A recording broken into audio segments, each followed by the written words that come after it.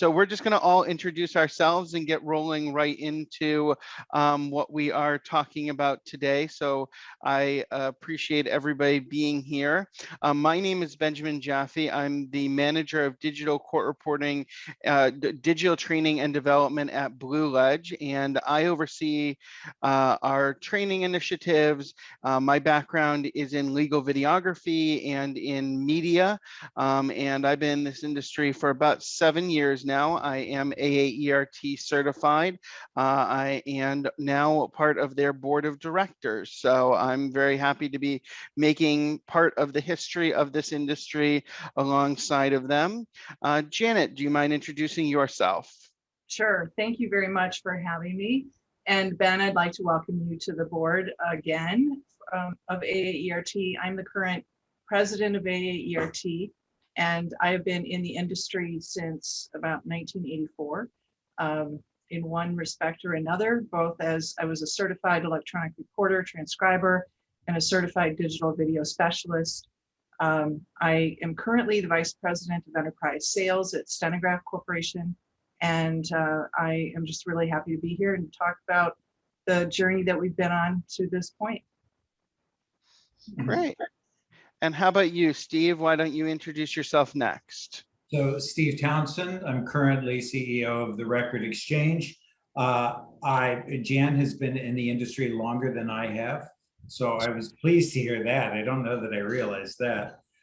Jan and I were two of the original 3 incorporators of AAERT in the early 1990s. By the mid-90s, I was with FTR. I was CEO of FTR from 97 through 2008. Aside from FTR, I've owned and operated a couple of transcription and reporting firms. And I also currently serve as president of the Speech to Text Institute, which is kind of an umbrella organization for any method of court reporting. Okay. Wonderful. And how about you, Jim? Do you mind introducing yourself? We'll try to be short. So I've been with the National Center for State Courts for 30 years. And before that, I was the founding IT director for the Arizona courts. And in all those capacities, I'm usually a consumer of electronic recording, either buying systems or setting them up or helping to design with the architects. And then I have to do something with that digital record.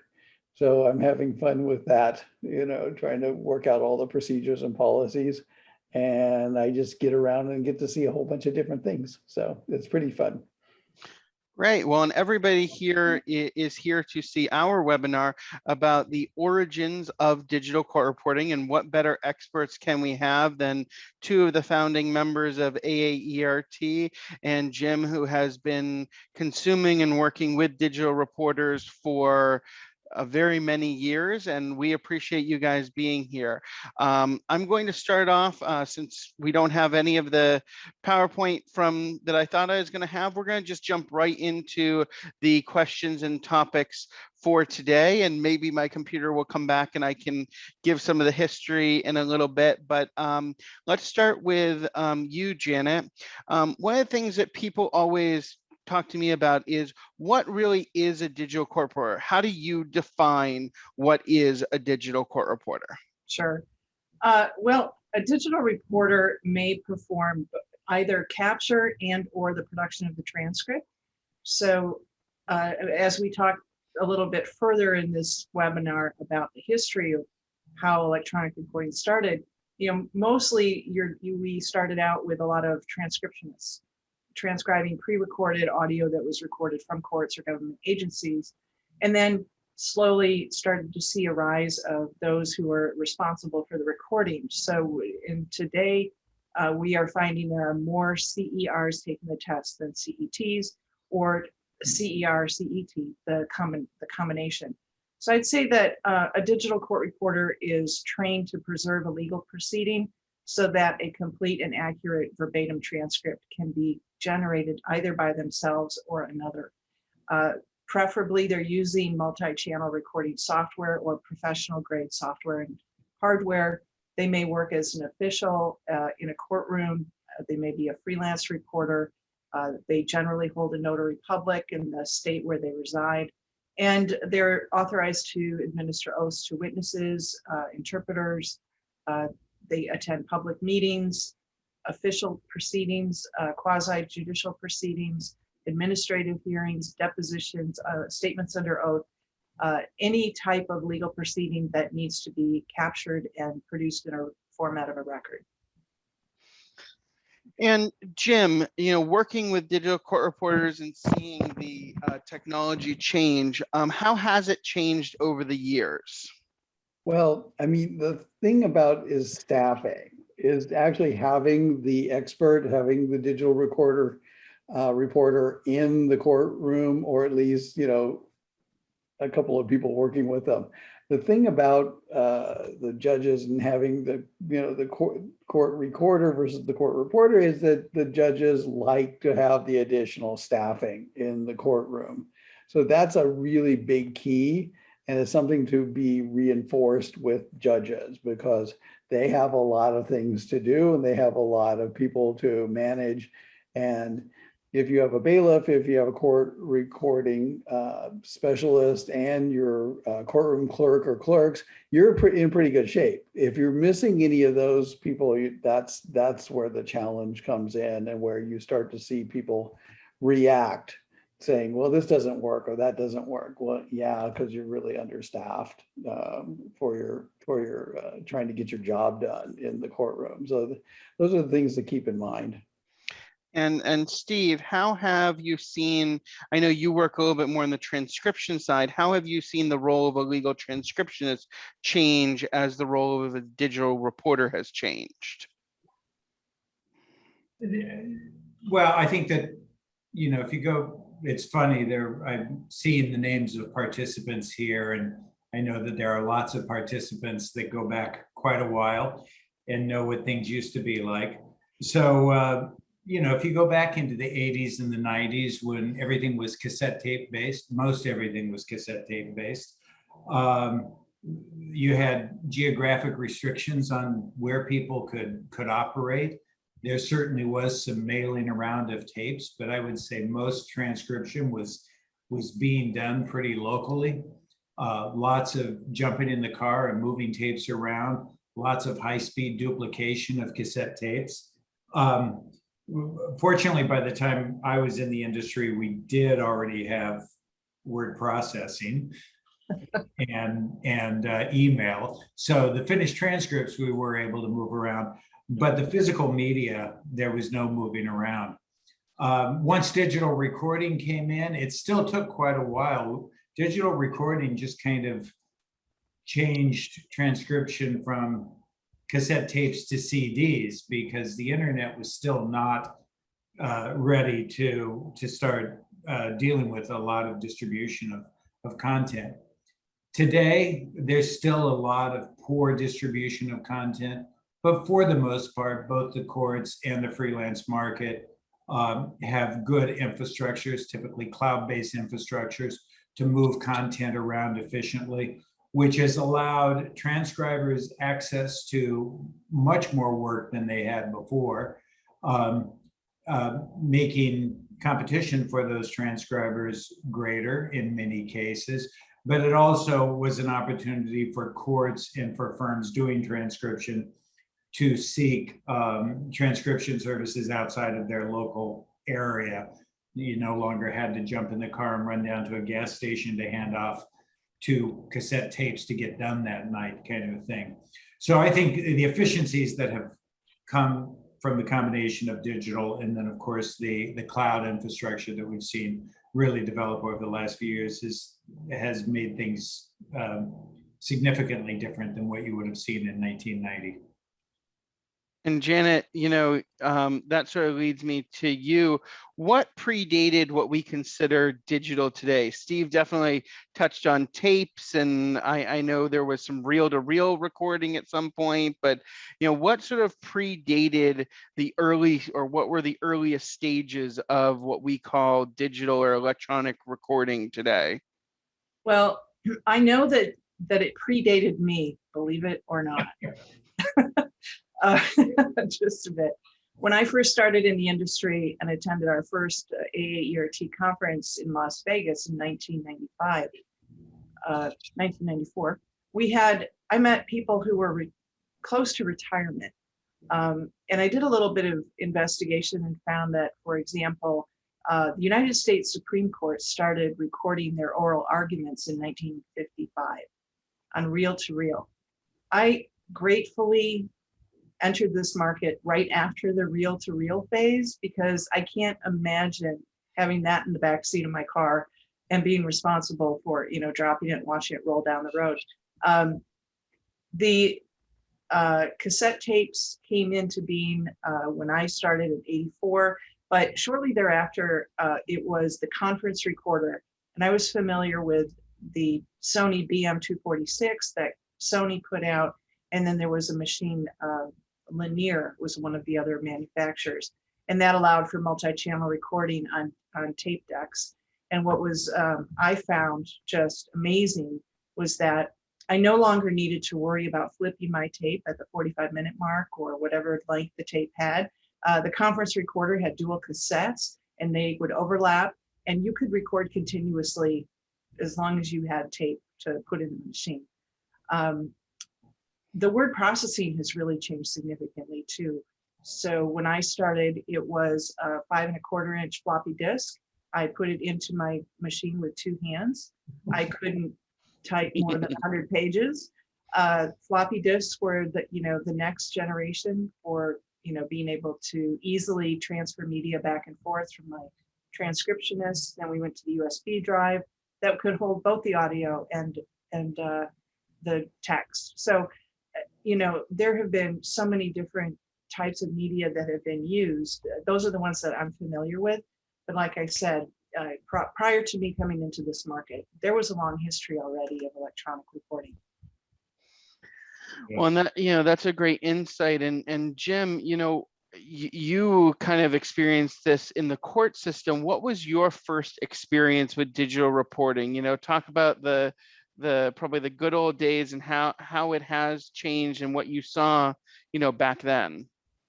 Yeah, I mean, it's really, now that hasn't been that long ago, because I would say, when we used to hear about some of the pilots, when Steve was with FTR, some of the early developments were done down in Australia with some of their big Aboriginal land dispute cases and things. Those are the kinds of ones that I was running into, because those would have enough resources.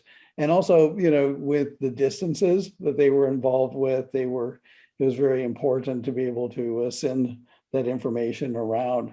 So, probably late 90s, but remember the internet's only, we got our ncsc.org web address in 94. So really, we're only talking about 22 years ago for that. From that point forward, then a lot of it was, things that were iterative in terms of the microphones, in terms of the procedures, in terms of how that all worked. Yeah, so, it's actually still pretty new. And what's really nice is that the technology got a whole lot better in the last 10 years.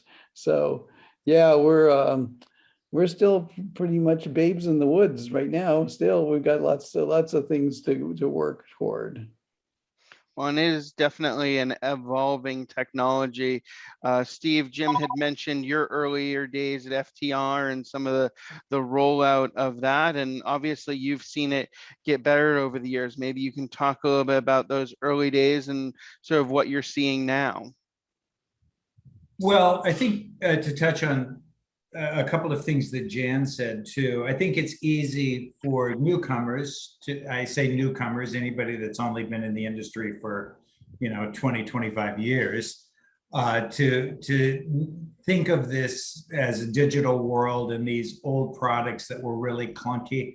That was really not true. These tape recorders, the Linear Advocate, the Sony BM246, these were very successful products. They were really well designed. highly reliable. You still see these recorders in operation in courts around the country, and now they're 40 years old, still operating. Like Jan said, they were well thought out in terms of dual deck recorders with confidence monitoring, the ability to do playbacks on a cassette tape while continuing to record. So many of the things that we put into the original design of FTR, in fact, I did this. The development team for FTR was in Perth, Western Australia, and I shipped a BM246, which is the dual deck Sony recorder, to Australia, to the meeting, and I had 17 developers there. Put the BM246 in the middle of the table. This is 1997, and said, this is what we're building, a digital version of this. If you cannot, you have to do every single thing that this machine does, because this machine is proven to be perfect in the environment we were trying to sell into. And that really meant that FTR was kind of separating from a couple of the other early competitors at the time who were building large central recording systems, and we were going to this standalone in courtroom recorder, but it was absolutely based on replicating that BM246. That was specifically what we were trying to do, and I think in most respects we did it. There was no concept of moving on to the internet because, as Jim said, you just got .org in 1994. So by 1997, you were not moving digital files over dial-up connection. So this was all about transitioning from cassette tape to CD and trying to integrate the note-taking process. So what was happening in the past was really good stuff. It had success in the marketplace. And the digital era that came after it really tried to replicate very much the Sony. Geyer was another manufacturer, and the Linear Advocate. And these were, as you've said, considered reliable technologies. You would make clear and accurate record from this technology, even in the early days. Absolutely. Well, I'll just add to that I do remember when FTR came out, was part of, fortunate to help beta test. But my challenge as an electronic reporter at that time was trusting the technology. And I think we still see that today.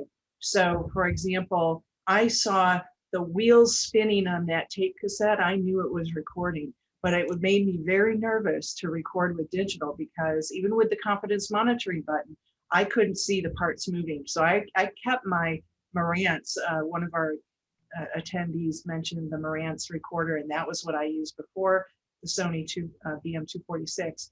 But I wanted to see those tapes of the wheels spinning, and I think we see that today.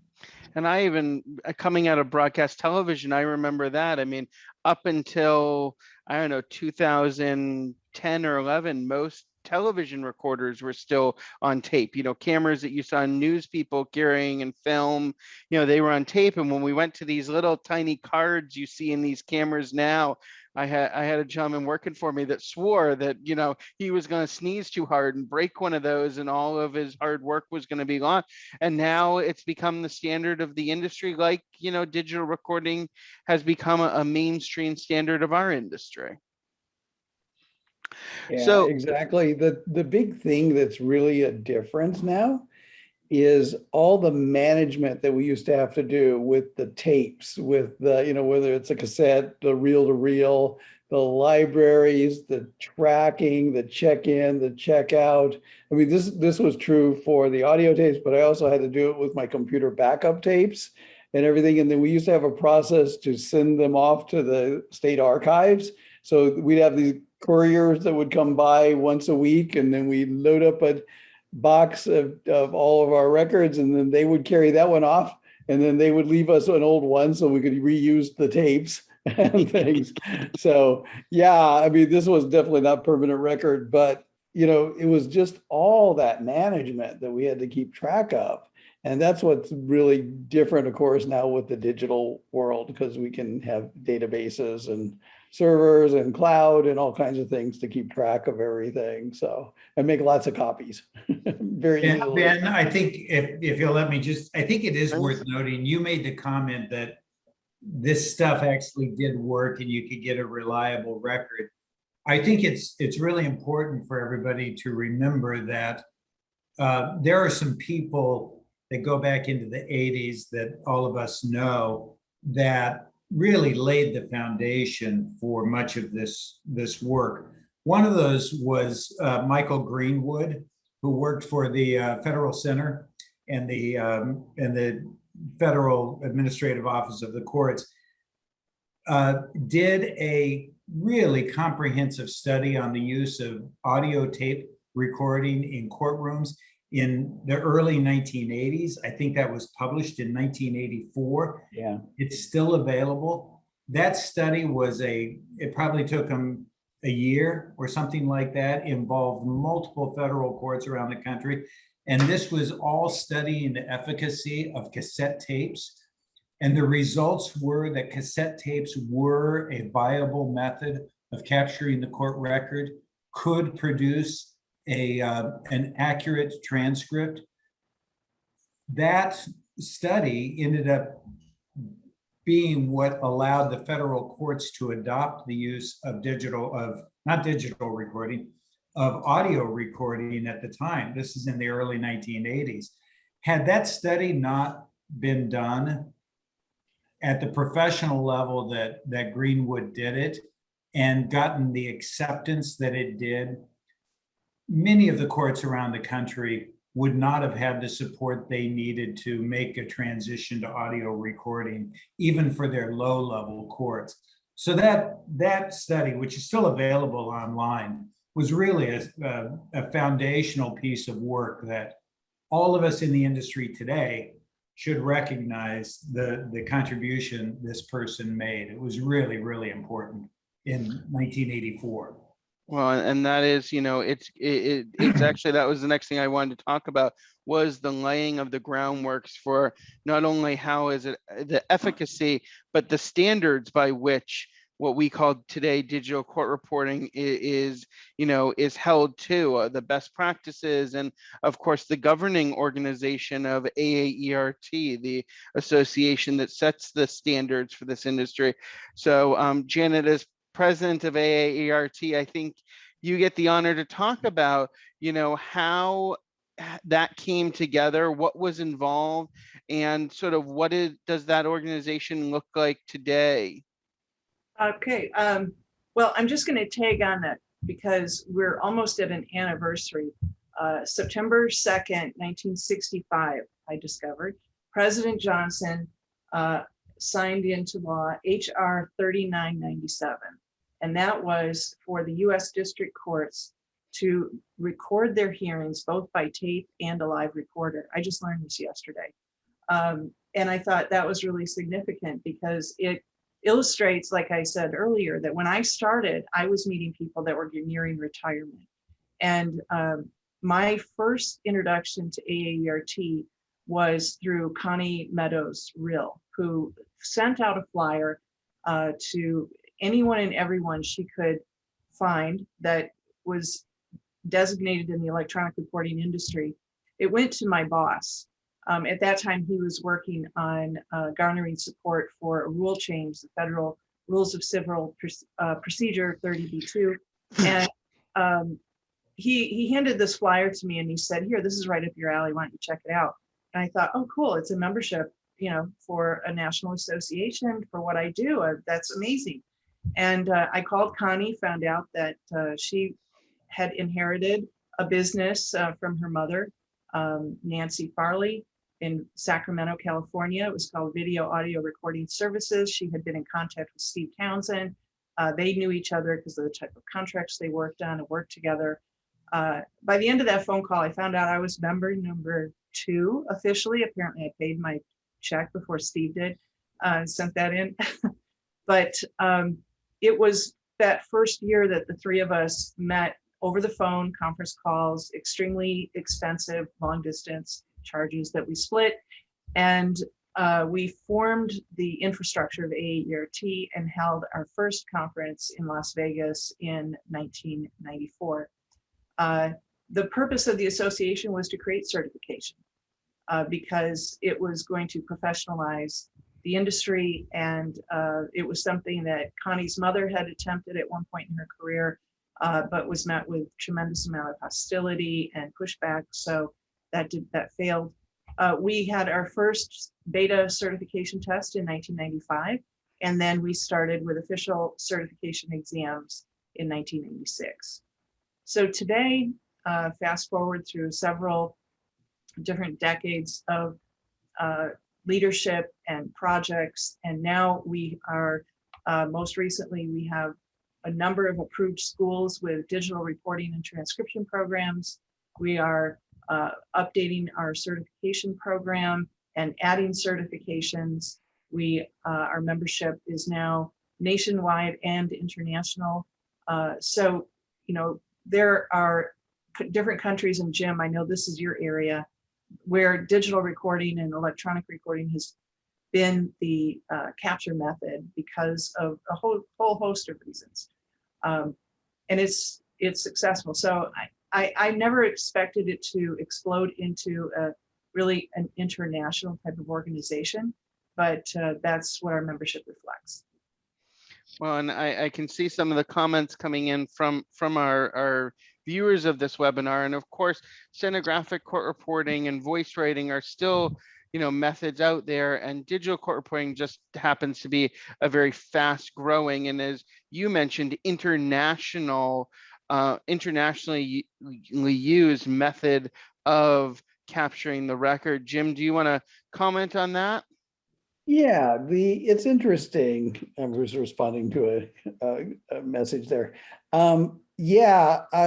The thing is that the tradition, it's in, shall we say, the common law courts. So it's different in civil law courts because civil law is really, anyway, we don't have to get into that. The common law courts really rely, and still do in many instances, in the judge maintaining the record. So they're taking notes. I always remember the first time I went to Nassau in the Bahamas, and everybody is trained to stop speaking in the middle of a sentence if a judge puts down their head to take a note. And the lawyers are all trained to do that, so that when I was interviewing them, they would all stop speaking when you just go and take a note. It's very disconcerting.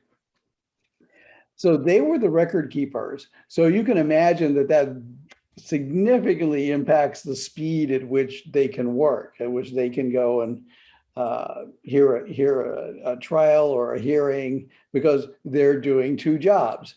That's the reason why a lot of our international projects have tried to introduce digital recording, you know, because that's the tool we have now, simply just to speed things up, to maintain and to create a record that they were keeping and building by hand, literally.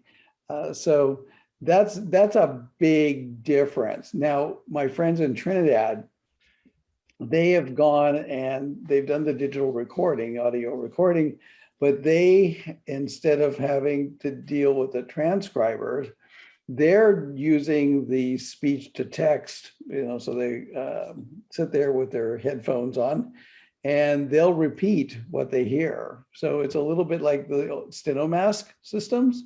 So where you're repeating, well, they're doing it as far as transcription. So you have now multiple different tools that are being applied in the international side of things, but it's very inconsistent. And because the court itself really needs to transition from the judges doing the work to staff, to assistants. So yeah, it's interesting what you run into out there. Ben, can I pick up on a couple of those things? Oh, I believe that Ben is frozen again. Uh-oh. Well, then the answer is yes, Steve. Yes, yes. Well, I'll keep going then. Oh, there he's back. Oh man, I cannot catch a break today, can I? My computer issues are second to none. I don't think we've had one that went exactly like this. So, but Of that's course it okay. is. We'll keep going. We have great panelists. You guys can always fill in if you need to. So, We'll I back. apologize. I was say- trying to get in with my phone when I paused, but with that being said, over the last 25 years, we've seen kind of a slow growth of the digital court reporters in the legal transcription industry. Obviously, it's faster now than it's ever been, with many companies and court systems, adopting it. Why do you think over the years it's been slow, and why do you think now is the time that we're seeing that rapid expansion? Maybe Steve, you could take that one. Well, I think that much of the slowness, slowness, a little bit of a perception issue. Certainly, there's been rapid uptake of digital reporting within the court systems. That does not always fit the model that many of us in the industry would like to see, where you have one-to-one relationship between the reporter and the transcript and the judge. It's often centralized recording, which can be very effective, or no monitoring at all, which happens a lot. But the adoption in the courts has actually been quite good and thorough over the last 15, 20 years.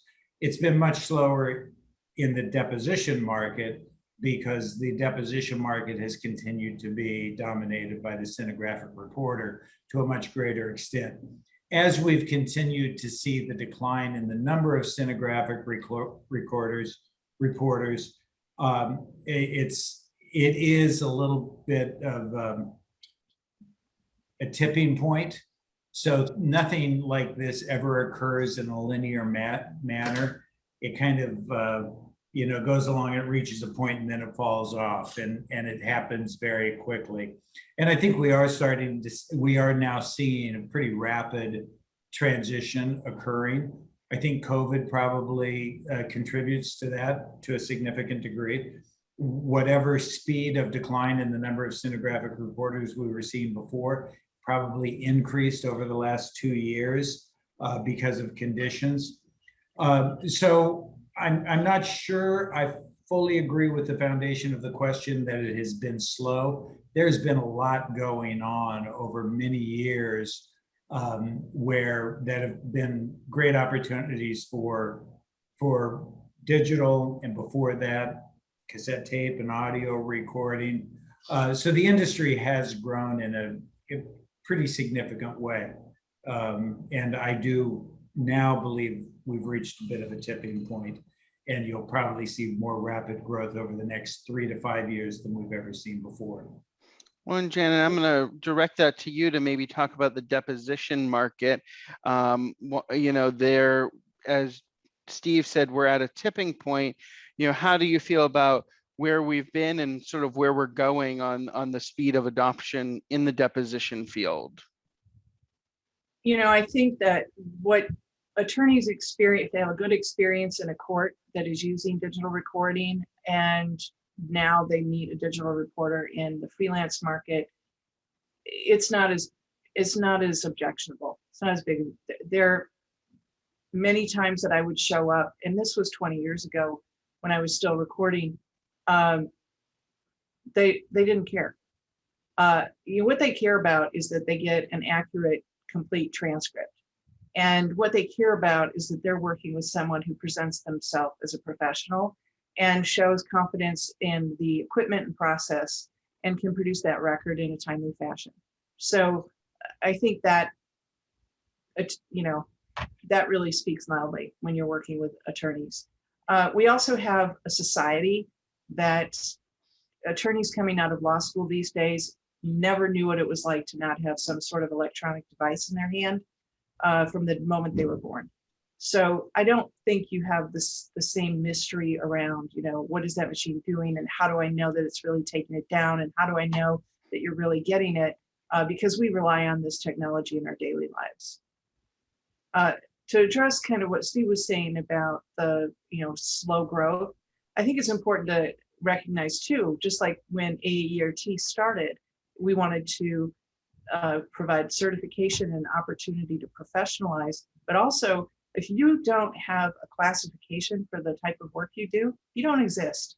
So I think that the appearance is that it's slow growth, but it just was, it was a task that many people did in many different ways, and they just weren't identified by the role that they played. So I'm gonna choose my words carefully now. I don't want janitor Steve or Jim to come knocking on my door.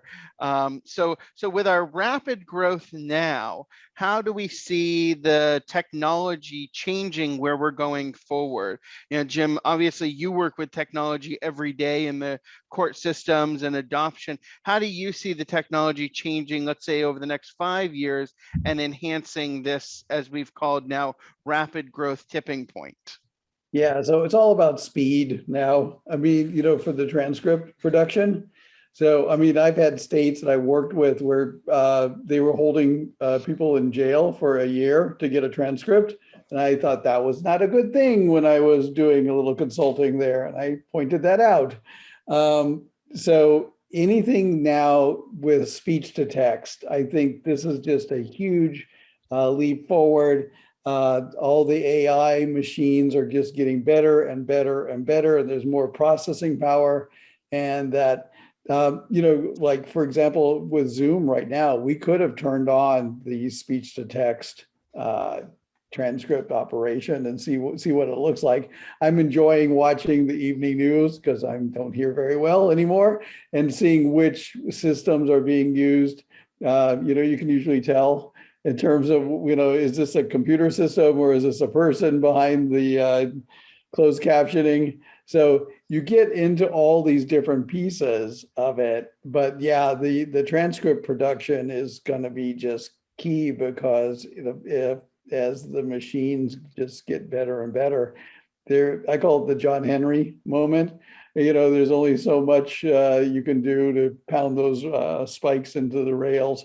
And the computer machines are going to overcome that. So, yeah, I think that's the big thing that's going to have the biggest impact. And what about you, Steve? What do you think will have the biggest impact on the future? I have a slightly different view of speech to text. And not that I'm disagreeing with Jim. I think it's a critical and important technology that's evolving rapidly.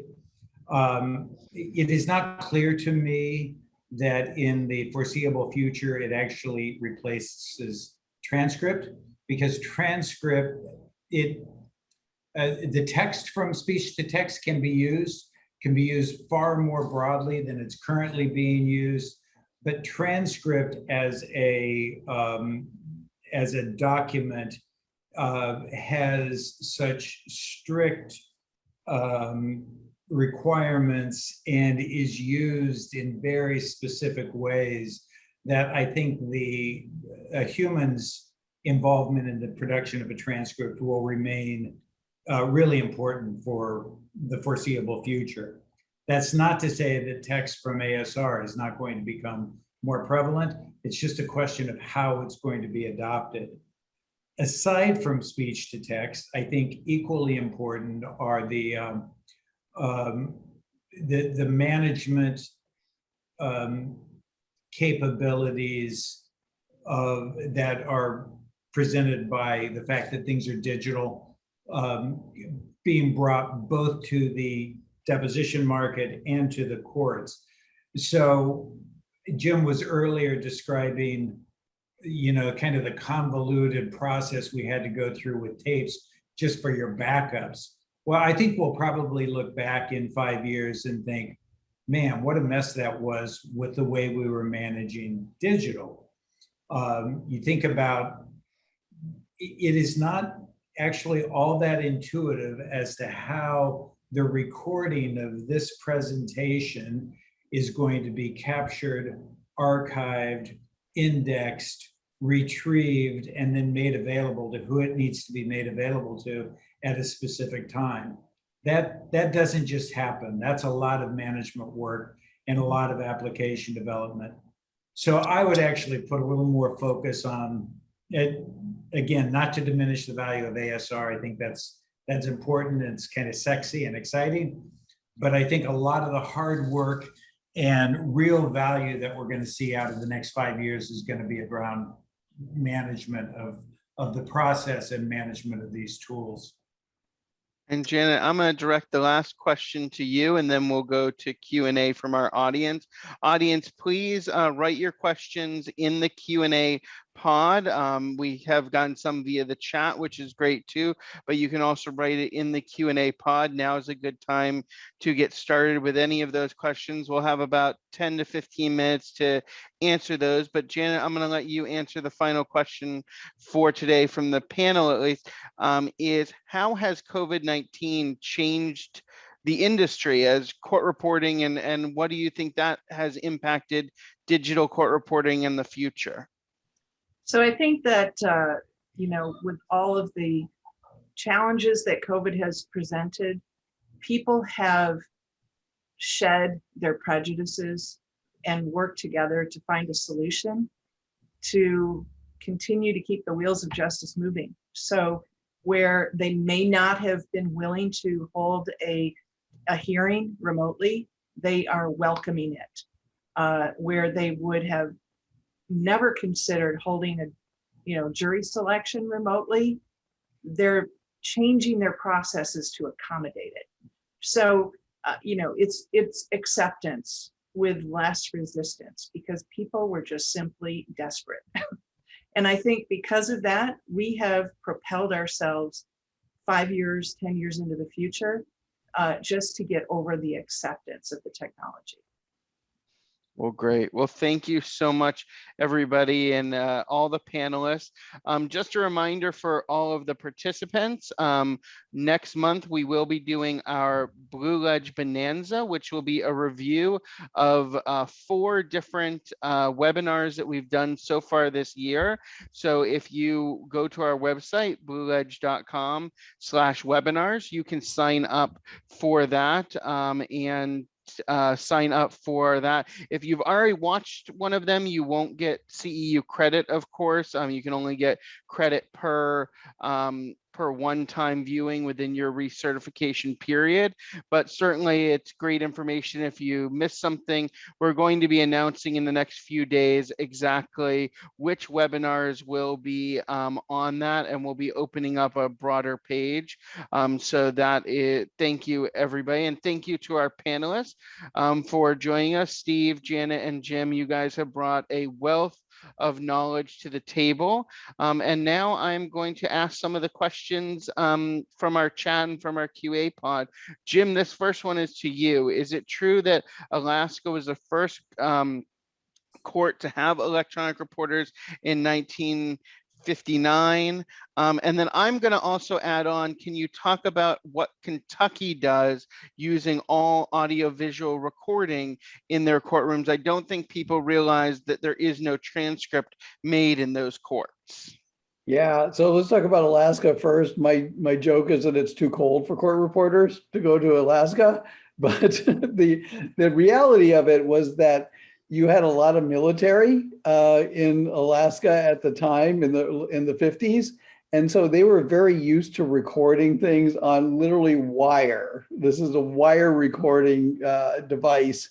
And so they had started that in the World War II and had continued that on, and then of course transitioned to tape. So again, they really didn't have court reporter schools. They had a lot of military, and that's the reason why I think they never really had court reporters in Alaska, and the distances make a difference too. Regarding Kentucky, Kentucky's always been an interesting battle between the format of the transcript, because the recording is never a problem. They've been quite the leader, and they've had a couple of technology companies that have done a great job of wiring up the courtrooms and setting up the microphones and having different generations of microphones that they've developed, which has been fantastic for everyone. developing the rules, and then actually having the support from the appellate courts, the justices, to do time coding for any type of submission for transcript. So they've done it. I've heard multiple different views as to whether or not people like that or not. Some people do, some people don't. But yeah, no, it just shows that you can do it if that's your focus. So yeah, it's been fun to watch. I just want to mention real quick one thing. There were a couple of judges in Ohio that literally video recorded entire trials, jury trials. They edited the videotape, and then the jury came in and watched the edited videotape. So this is all actually still possible and probably much easier to do nowadays. So I would be looking forward to seeing if anybody is going to look into trying that experiment out. Do you know of anybody picking up on that concept again? I am not, it's because there was 2 judges in a row Yes.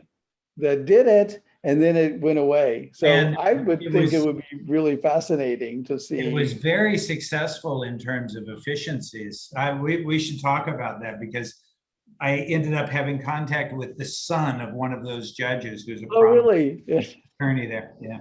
Sorry. Yeah, We'll talk about that. It can be thought of. It's been done, so it's a matter of seeing where it goes. There's a few questions in here about job prospects. Either people are in states that have strong stenographic commissions, or they're going to school or training of some sort, and they want to understand the job prospects in their area. Are they going to be able to find a role? And maybe Janet, you can take this. You probably hear all the time who's hiring and looking and all of that. Sure. So, for remote work, it really does open it up for you. You can work with a company if you're doing transcription only or proofing, editing, along those lines. You can work for any company nationally. But if you are a digital reporter and you're working remotely, again, it depends on the requirements around whether or not you need to be the person administering the oath. Then if you're in the right location, have a notary. But it's possible that you can do remote depositions for a company, and it doesn't really matter where you live. There's a huge demand right now in the freelance market for digital court reporters that didn't exist before, so you have a great opportunity there. And then there are also opportunities. I know Wisconsin, Minnesota, Michigan, New Hampshire, Vermont, Maine are looking for people who want to work in the court as an employee. So I think that there are many, many, many opportunities these days.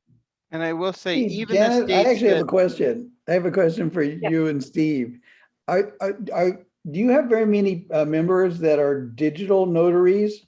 So they do digital notarization, or are we still stamping? We're still kind of fighting that's still a complex set of rules around the country.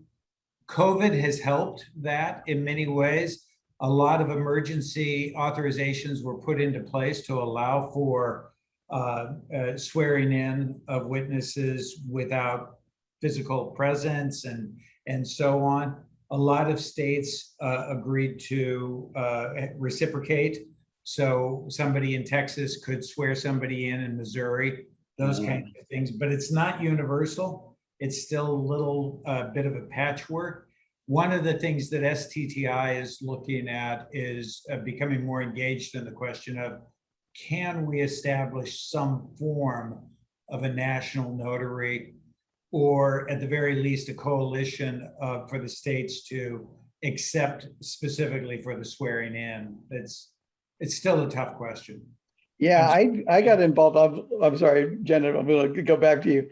I got involved in the creation of uniform laws, of the creation. You write them, and then they're promulgated out of the Association of State Governments, and then that's something to work toward, because you just put them together and then go from there.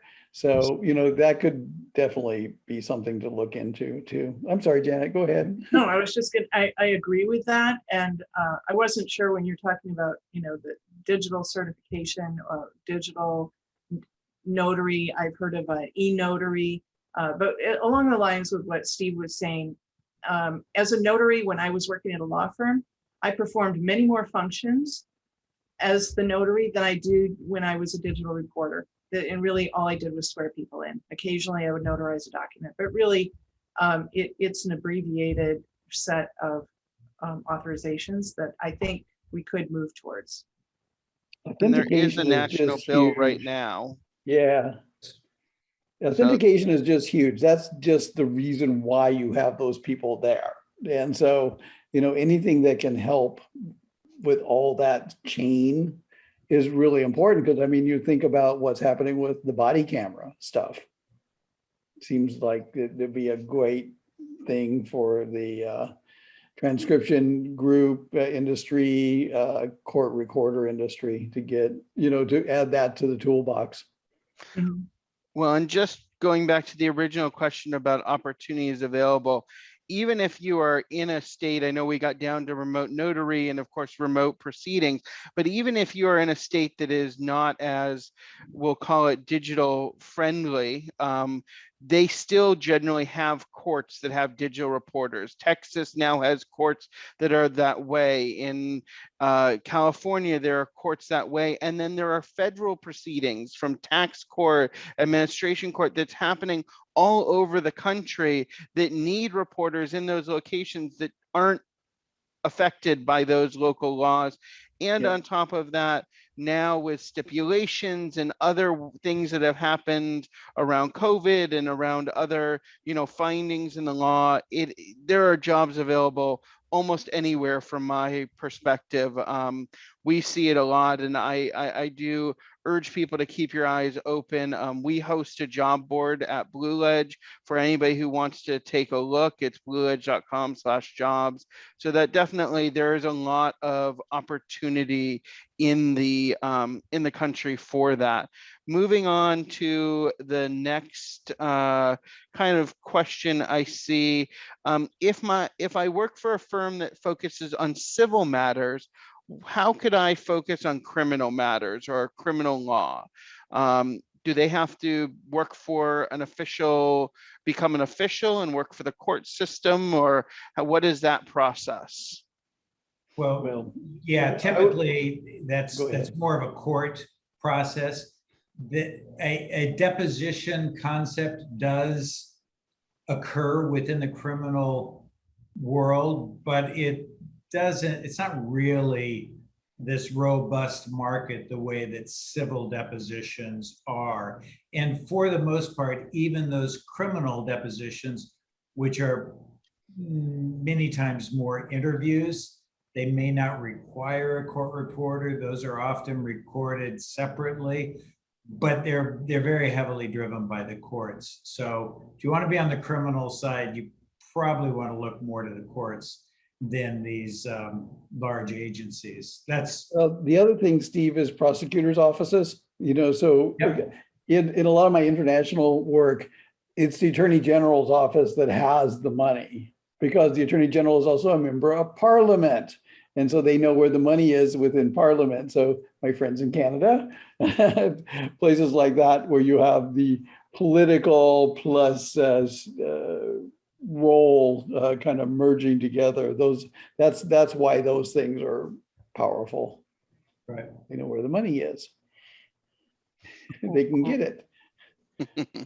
Definitely. There is a question here about, I would say in the realm of advocacy, about what happened, how do we combat as a group what they're calling old school court reporters, but I think court reporters who don't understand the technology that we use and maybe are scared by it or see it as a threat. How do we as a group change their minds and showcase, the reliability that we've spoken about, the technology and the professionalism of those in this industry? So I'll jump in on that. I think, one thing that helps change this, Steve, just contain yourself. Okay. is, when I first started, a stenographer would have only used an audio backup if no one knew about it, or it was considered a sign of incompetence where I came from. And this is a long time ago. Things have changed, and you now have condenser mics built right into the steno machine, and they are openly making an audio backup, and it's a standard. So I do see that that's one step in the direction of, we do share technology. Digital reporters using much higher grade professional equipment, and much the recordings multi-channel are much more robust and easier to work with. You can isolate channels when people talk over each other. I know that I believe that there is a small, loud contingent in the steno community that is against digital reporting. But throughout my career, I worked successfully with stenographers. I hired stenographers. They did extra work. We collaborated. So what's happening in the back end is a lot more collaboration than what's happening when we hear the negative rhetoric. So I think mainly, continuing to show that we are trained, certified professionals, and just keep doing a good job, and provide good work, build your networks, and that is an organic way of pushing that acceptance. Yeah, I would agree with that. That you in many ways, when you're trying to convince somebody of something, in this case, you're just trying to push a snowball downhill. The market trends are very real and evident. The stenographic community, who most of whom I have a huge amount of respect for, but it is simply a shrinking community. So the world is kind of moving toward the digital environment. I think it is a mistake to think that this is a digital versus stenographers. That's not what it is. The majority of stenographic reporters don't have the deep biases that you hear from the vocal group. These are people who are professional. They make a good living. They're not threatened by anything. They're going to end up putting their kids through college and retire with a good retirement. There's no threat there. But they're not vocal out there trying to oppose you. So what you're hearing are the vocal ones. And the best thing to do is not try to change their mind. Just go on with your business, the way Jan says. Go on, do a good job, get certified, learn best practices, produce good transcripts, produce good recordings. That's what you should be doing, not trying to have these discussions. I've had lots of those discussions, and I've got big scars all down my back. You don't want those. Just move on. Well, and I think the moral of that story is there's enough work for everybody. The demand is growing, litigation is growing. What we all are doing is going to be in demand no matter what methodology you take down the record, and no matter which way you produce a transcript, as long as it's accurate and high quality, it will be in demand for years to come. And as Steve said, people are going to put their children through college no matter which methodology they use, because you are going to be in demand and be able to be employed. And on that note, I am going to thank everybody for joining us today. We have gone a little bit over our time.